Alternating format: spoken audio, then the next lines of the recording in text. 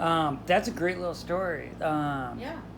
So then what happened? Well, because of changes in administration, life gets busy. The orphans stopped coming. But everyone was so used to having a lot of people here. That's when she said, well, let's just rent them out.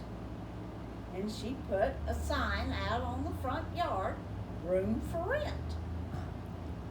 And that's how she took care of her young family. And she slowly bought other rental properties throughout Oak Cliff, but she also maintained a little diner that she owned and worked during the week. And what's the name of that diner? Well, the diner was called Johnson's Cafe. Okay. And that's her last name then? Johnson? That was her last name. And she, it was only open Monday through Friday for breakfast and lunch. That was it. Beautiful. And so in fact, that's where she was on the day that Kennedy was shot. She was still doing the breakfast and lunch. She was doing her breakfast and lunch run. And where's that located, Johnson's? Well, it was located on Young Street. Okay. Is it still there? Is the building still there? Oh, no. It's a parking lot now. Okay. And, but it was just a little hole in the wall. They had a counter for people to sit at that was a U-shaped. Okay. So one waitress Could get could deal everybody. with all of them. And then she had maybe 5 or 6 booths, and that was it. Okay. When I say it was a little hole in the wall, I mean it was a hole in the wall. And, but she was located on the truckers' route. Back in those days, truckers had to drive through downtown Dallas. And so there was a particular route they had to take because the freeways weren't finished.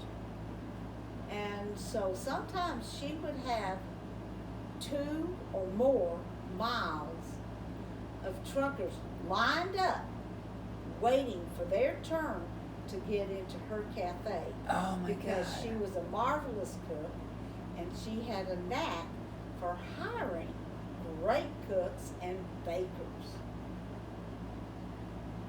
Yeah. So and then how long did she do that? I mean, that she must have got a reputation. So Oh yeah. she, to get the truckers come back. Oh yeah. They don't come back till like a month sometimes, right? Yeah.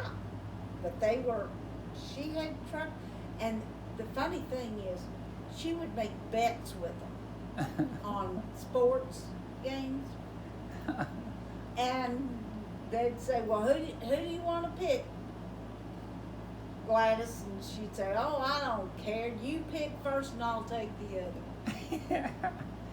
And so they'd bet a few dollars, But she knew her sports too. Yeah. Oh yeah. And so they would do a handshake agreement, and sooner or later they would be back through, oh, I owe you for that game, and she'd turn over her money or they'd turn over hers. That is incredible. Yeah, people loved my grandmother. She was hard and would take no nonsense. If you shorted her, you were not going to be welcomed back. Right. And so she was a remarkable woman even without the Oswald incident. Right. So how many properties did she own then? Oh golly, she must have owned 10 other rental houses. By the or 60s? apartments. By the 60s she was at like 10? Yeah. Okay. Were they all like relatively around the same area here? Yeah, generally. because she made it a habit to go visit every piece of property every week. Okay. Her renters never knew when she was going to be by, so they took care of the place. Okay. And is that 1960s all the way up to the 60s? Oh yeah, Okay. all the way up to the 60s, the 70s. Oh wow. Okay. Oh yeah, Okay. she kept things going. She was a go-getter. So let's fast forward a little bit. We'll get back to her. What the Johnson is? That's no Glass relation. Johnson. That's no relation to Lyndon John. Oh Lord of mercy, no. Because he's not far away, right?